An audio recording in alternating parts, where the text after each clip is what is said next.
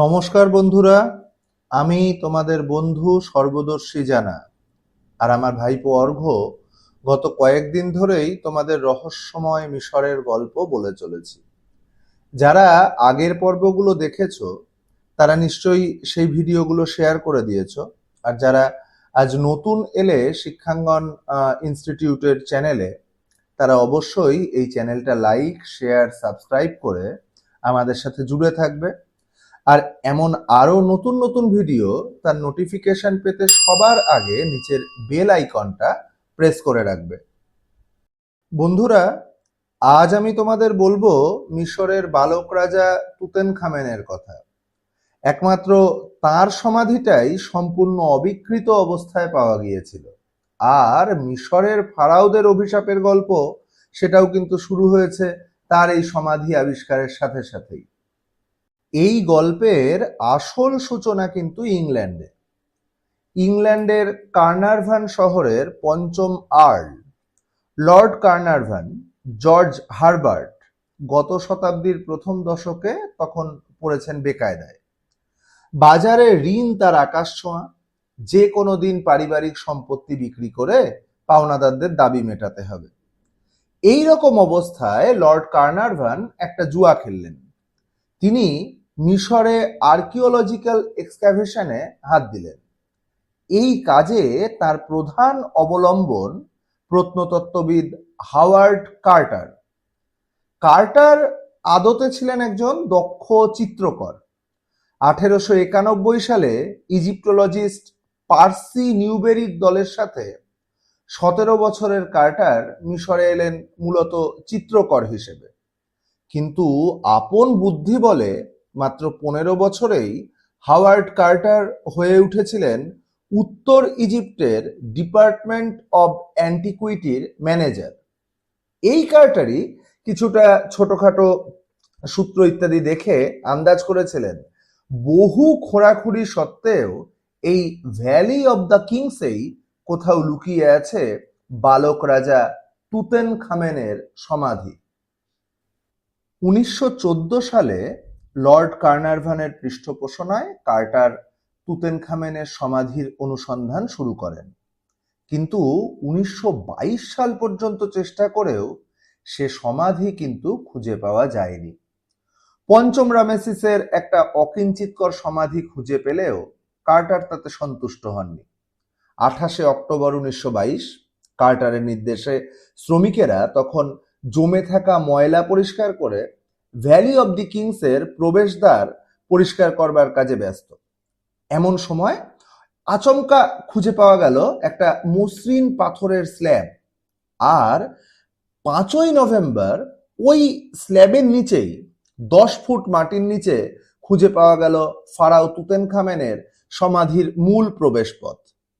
এর ঠিক 3 সপ্তাহ পরে 26শে নভেম্বর লর্ড কার্নারভান ও তার কন্যা লেডি এভিলিনকে সাথে নিয়ে কার্টার প্রবেশ করলেন ফারাও তুতেনখামেনের সমাধিতে।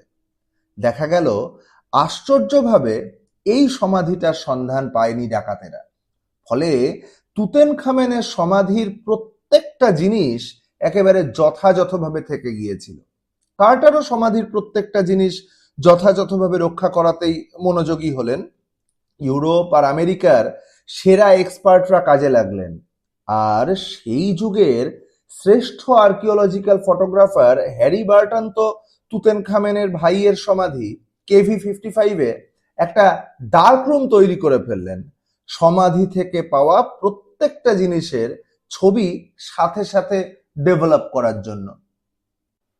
শেষ পর্যন্ত হাওয়ার্ড কার্টারের নেতৃত্বেই 1924 সালের ফেব্রুয়ারি মাসে সমাধির একটা ছোট্ট ঘরে সোনায় মোড়ানো একাধিক বাক্সের মধ্যে পাওয়া গেল হলুদ কোয়ার্টজাইট পাথরে তৈরি একটা সার্কোফেগাস। তার মধ্যেকার পরপর 3টে কাঠের কফিন খুলে পাওয়া গেল সোনার মুখোশ পরিহিত ফারাও তুতেনখামেনের মমি।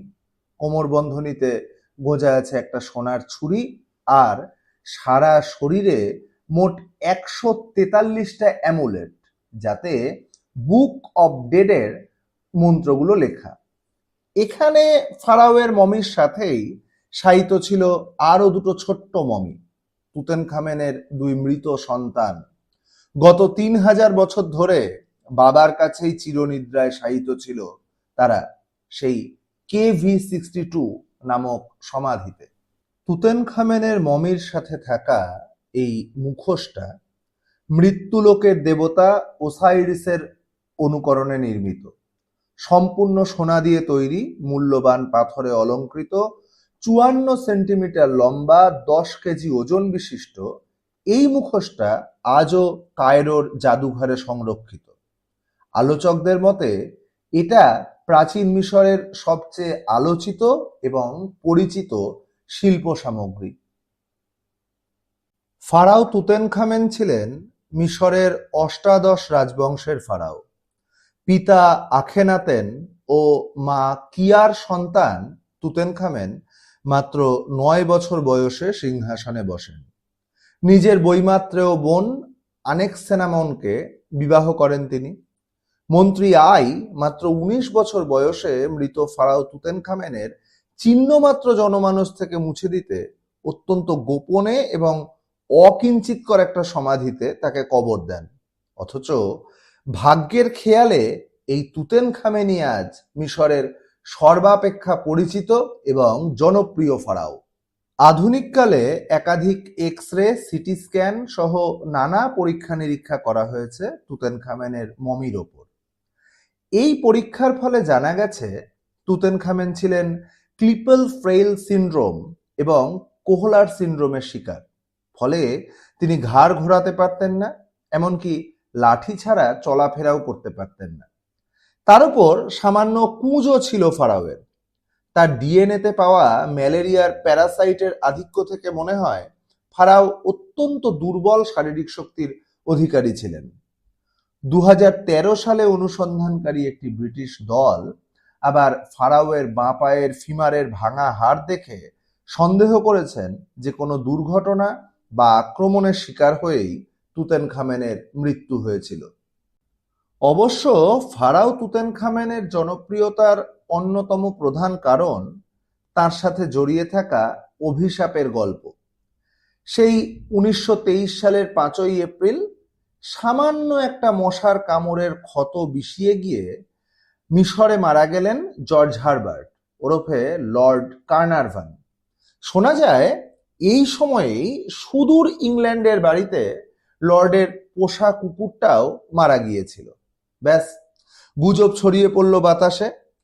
এরপর এই খনন কার্যের সাথে যুক্ত আরো 2-1 জন মারা যেতে বালক ফারাওয়ের অভিশাপের গুজবটা মানুষের মনে একেবারে দৃঢ় প্রথিত হয়ে যায়।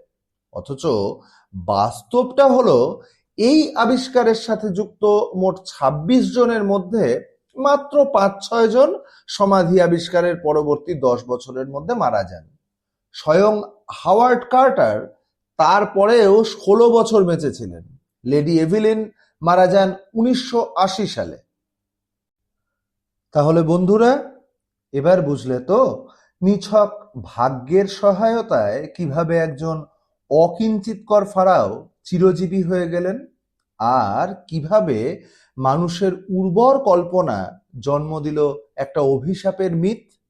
যদি এই ভিডিওটা তোমাদের ভালো লেগে থাকে তাহলে অবশ্যই লাইক, শেয়ার আর সাবস্ক্রাইব করে আমাদের ইউটিউব চ্যানেলের সাথে জুড়ে থেকো। কমেন্টে জানিও ভিডিও কেমন লাগলো বা আরো কোন ধরনের ভিডিও তোমরা দেখতে চাও, এবং অবশ্যই যে কোনো নোটিফিকেশন সবার আগে পেতে নিচের বেল আইকনটা প্রেস করতে ভুলে যেও না।